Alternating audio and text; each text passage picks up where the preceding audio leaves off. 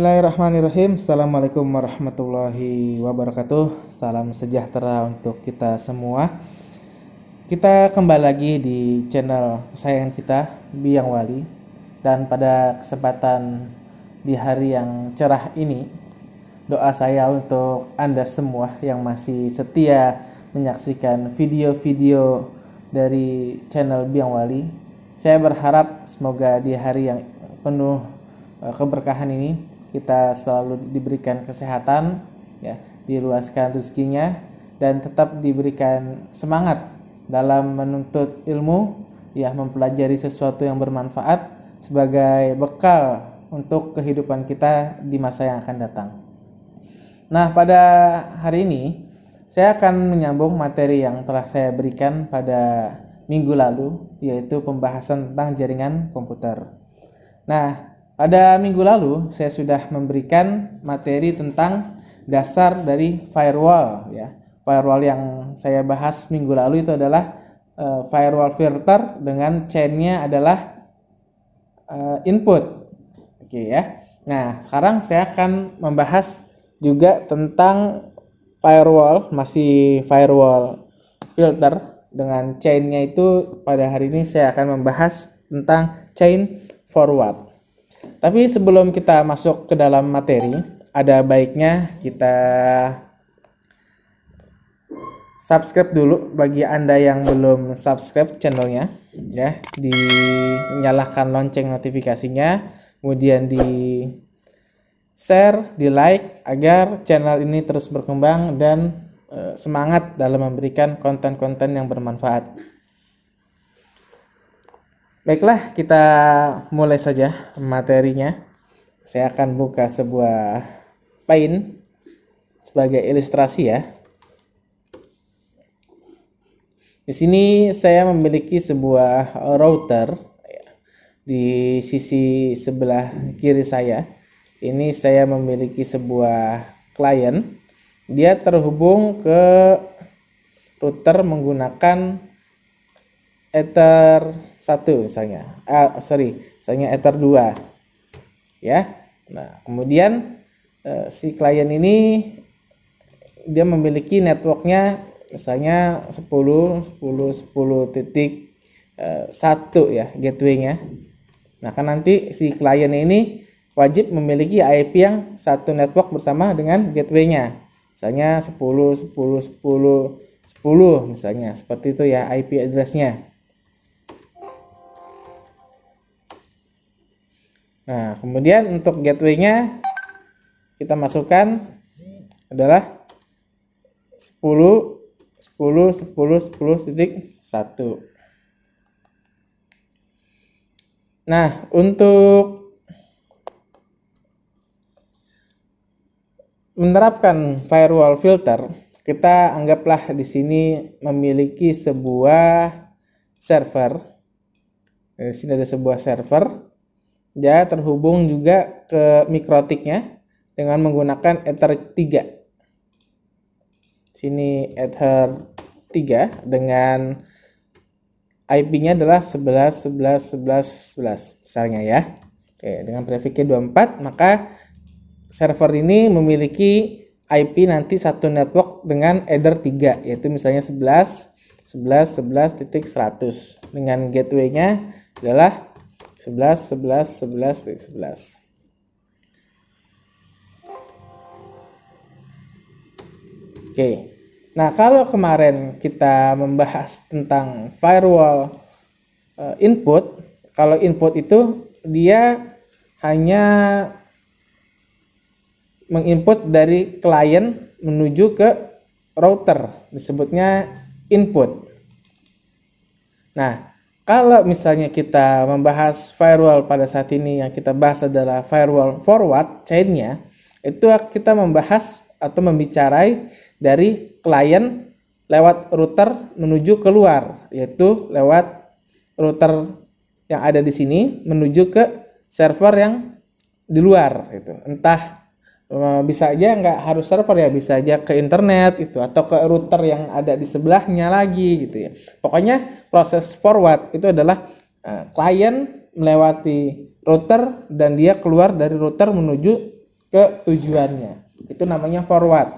Nah, kalau input dari klien menuju ke router aja. Satu lagi ada namanya output. Kalau output itu dari mikrotiknya menuju ke tujuan berikutnya, entah dia server bisa atau router sebelahnya, itu disebut dengan output. Nah, kita bahas adalah tentang forward ini. Nah, untuk membuat topologi seperti ini, kita gunakan saja VirtualBox. Ya, kalau Anda punya router mikrotik real, ya nggak apa-apa. Silahkan dihubungkan aja dari Ether 2 ke Ether 3. Ya, satu buah laptop di sini juga bisa kita buat laptop juga nggak apa-apa. Yang penting sama-sama komputer. Yang satu jadi klien, yang satu jadi server. Nah, di sini saya sudah buka ada router. Ya, routernya ini yang berada di posisi tengah. Kemudian klien 1 ya. Ini klien 1 sebagai klien yang memiliki IP address 10. Nah, kemudian saya buka klien 2. Ini saya gunakan sebagai servernya ya. Oke. Jadi nanti saya konfigurasinya menggunakan Winbox pada klien 2 atau servernya. Ini klien satunya hanya sebagai remote aja ya. Oke, sekarang kita terapkan. Silakan nanti dihubungkan juga ya di mikrotiknya. Kalau kita lihat di VirtualBox-nya, saya menggunakan nih router internet. Adapter 2 ini saya kasih nama internal network, namanya klien ya. Yang ketiga statusnya internal network juga, tapi namanya server. Nanti di klien 1 dia statusnya klien, yang di klien 2 namanya server. Oke, kita langsung saja masuk ke pembahasan. Di klien 2 ini ya, saya akan buka mikrotiknya sini, dan pastikan jangan lupa IP address-nya harus sesuai dengan topologi address ya. Nah, di sini saya pakai 10 untuk header 2-nya. Kalau di sini saya pakai 10 ya, terbalik. Nah, ini dibalik aja IP-nya. Sini saya hapus saja dulu.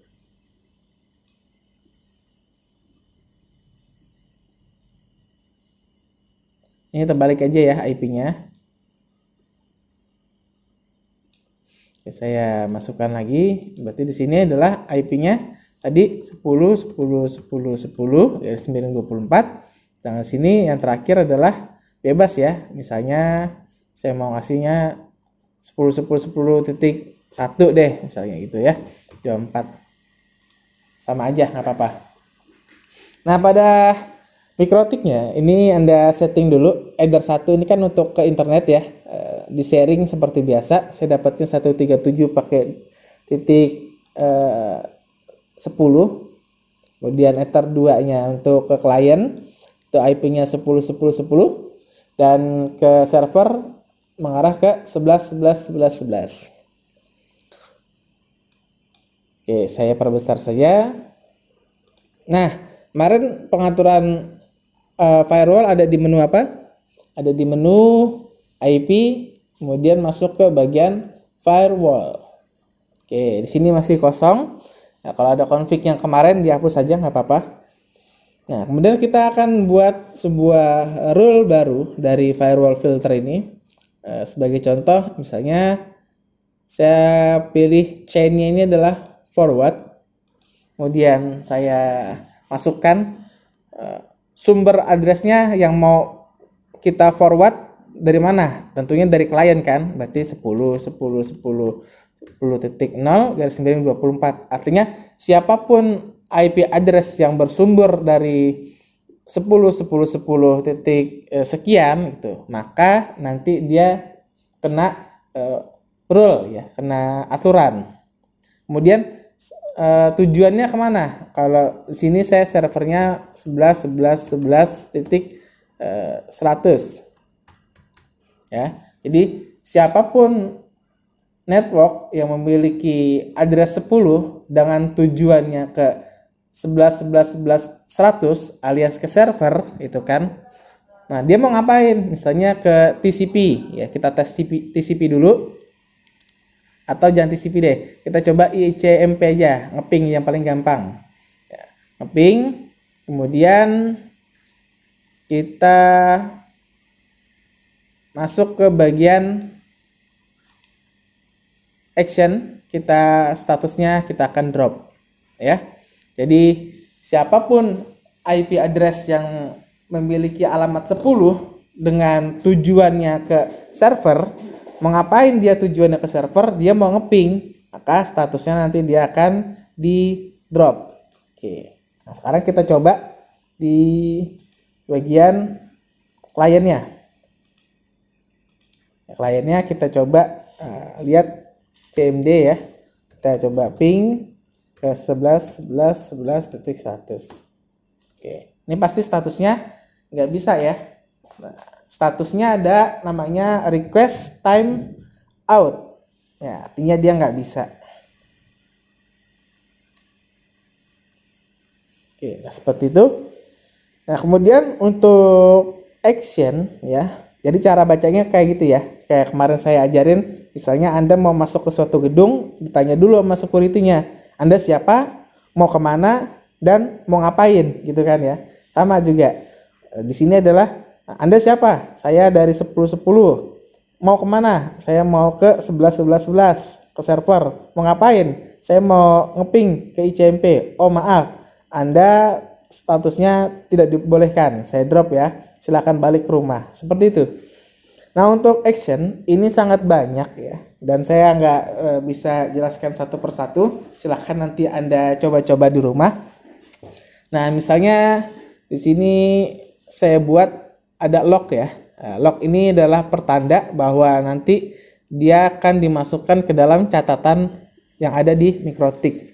Nah, misalnya saya checklist log ya di sini. Kemudian ini adalah saya tandain klien 10 ya, artinya klien dari network 10.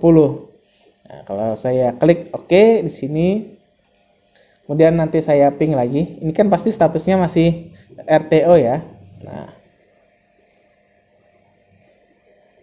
Nah, nanti Anda bisa lihat nih di bagian log ya, di sini log itu akan menerima catatan bahwa klien 10 dia melakukan forward dari header 2 menuju header 3 ya. Nah, ini akan ketahuan nih statusnya nanti. Maka kita kasih masukkan ke log.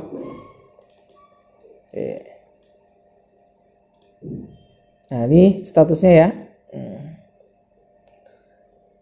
Jadi kalau kita tambahkan log itu adalah untuk memasukkan catatan ke log system di sini. Ya cuma nanti kalau dikasih log misalnya banyak klien, ini akan memenuhi resource memori. Jadi sebaiknya nanti kalau mau dikasih log ya dilihat-lihat dulu spesifikasi dari routernya kuat atau enggak. Kemudian ada lagi selain drop, kita coba mungkin namanya adalah reject ya. Reject juga sama seperti drop, cuman pesannya itu berbeda ya, tapi sama-sama intinya ditolak. Kita coba. Oke, kita masuk lagi ke klien ya. Kliennya kita mau ngeping ke server ya, kita lihat perbedaan tulisannya ya. Nah, kalau kita menggunakan drop ya, maka munculnya pesannya adalah request time out. Sedangkan kalau kita menggunakan reject ya, reject itu akan memunculkan pesannya nanti destination host undisable seperti itu. Atau ada lagi misalnya kita pakai ini kan kalau accept diterima ya, kita pakai jam ya. Jam itu artinya meloncat ya. Kita buat loncat ke rule yang lain gitu. Misalnya kita kasih nama di sini adalah jumping.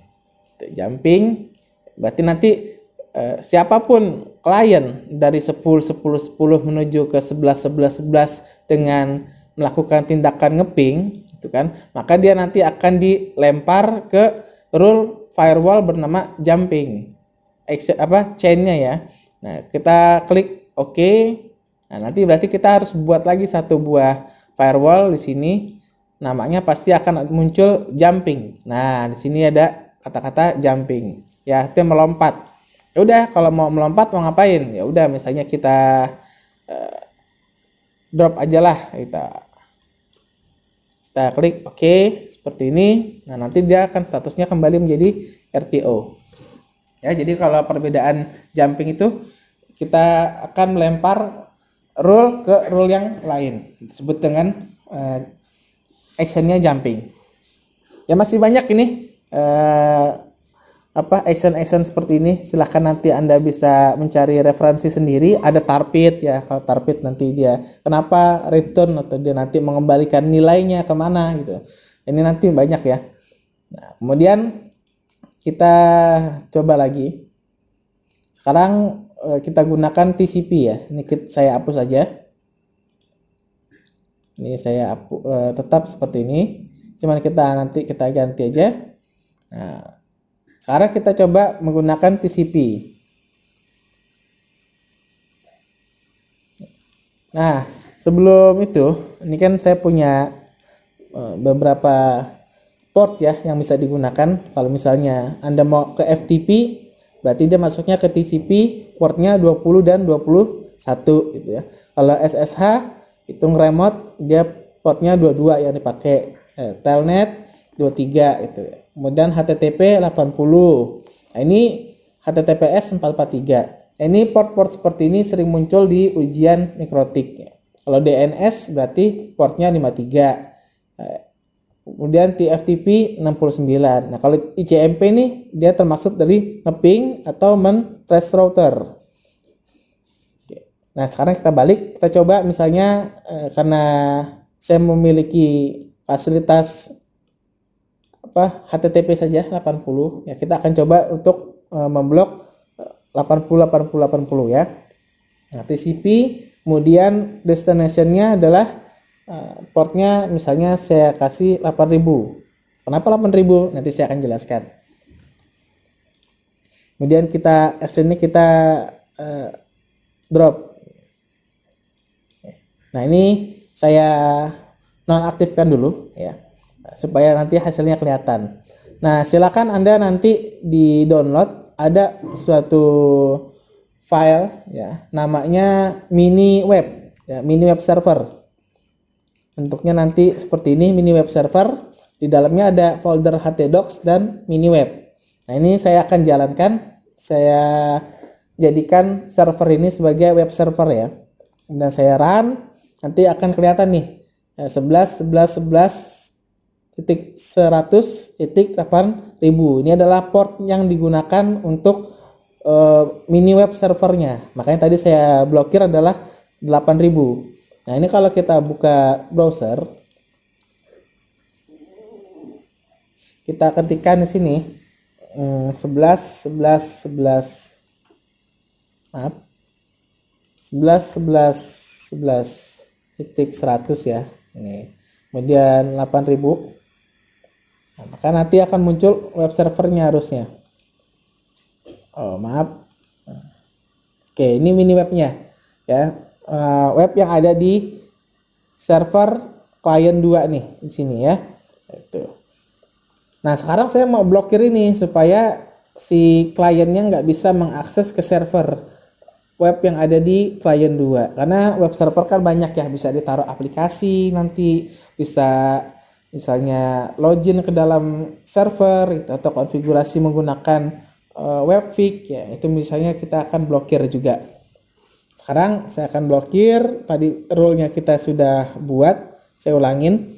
Siapapun yang melewati, yang mau lewat dengan network atau sumber networknya 10 itu kan, dan tujuannya 11 ke server, dan dia mau ngapain? Dia mau mengakses TCP dengan port tujuannya adalah 8000. Ingat nih, statusnya 11.11.100.28.000. Maka nanti actionnya akan saya buat drop, artinya tidak bisa diakses. Oke, silahkan nanti kita coba di sini. Apakah nanti masih bisa diakses? Oh, maaf, ini masih di nonaktif, kita aktifkan dulu. Oke, sekarang kita coba. Oh, masih bisa, maaf.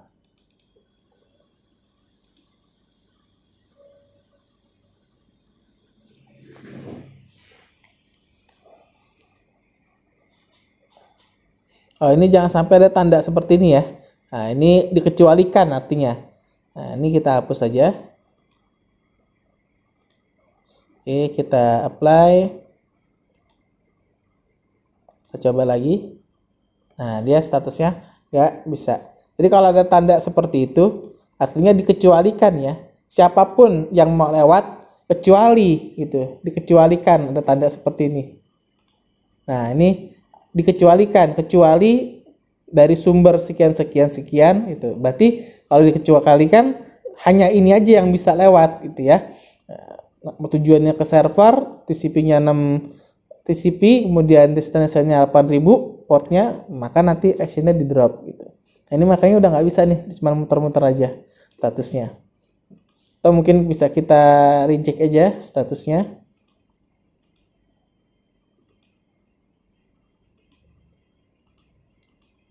Mulai oke. Nah, dia sama ya, nggak bisa. Kita buka. Oke, dia nggak bisa mengakses seperti itu.